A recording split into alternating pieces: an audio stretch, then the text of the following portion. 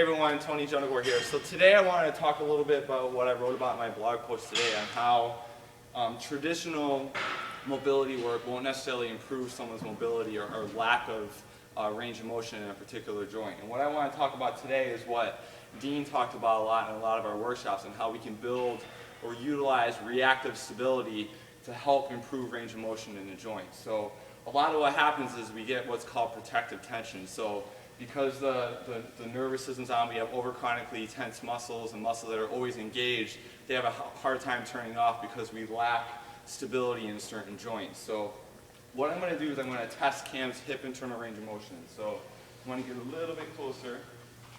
We're just going to be nice and relaxed.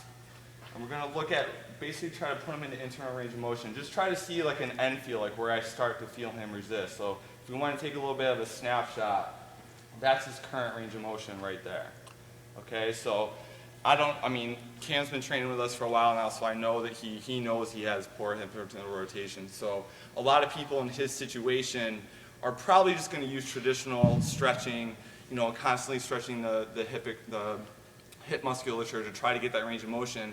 A lot of people do that for weeks, months, years on end and never see any improvement. So what we're going to try to do is try to work on breathing and try to get him to get a little bit more stable and turn on certain muscles and turn off certain muscles to see if that's going to improve his range of motion. So, and what Dean found is there's a lot of correlation between lack of internal rotation and a reduced lateral stability. So if we put Cam into a side plank, we're gonna coach him up a little bit. So Cam, why don't you go ahead and get in a side plank on this side.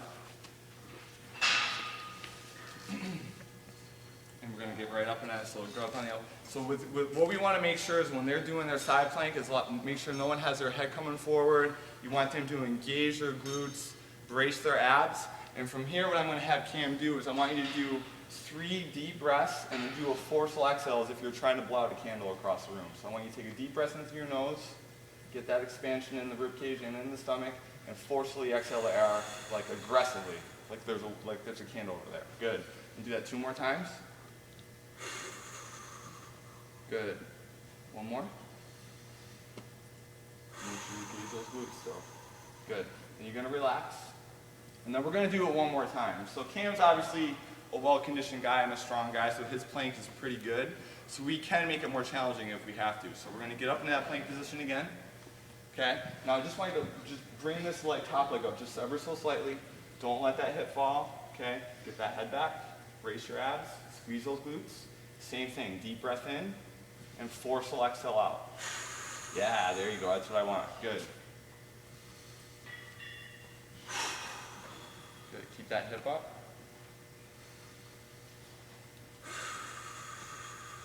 Good. And then we're going to lay back down.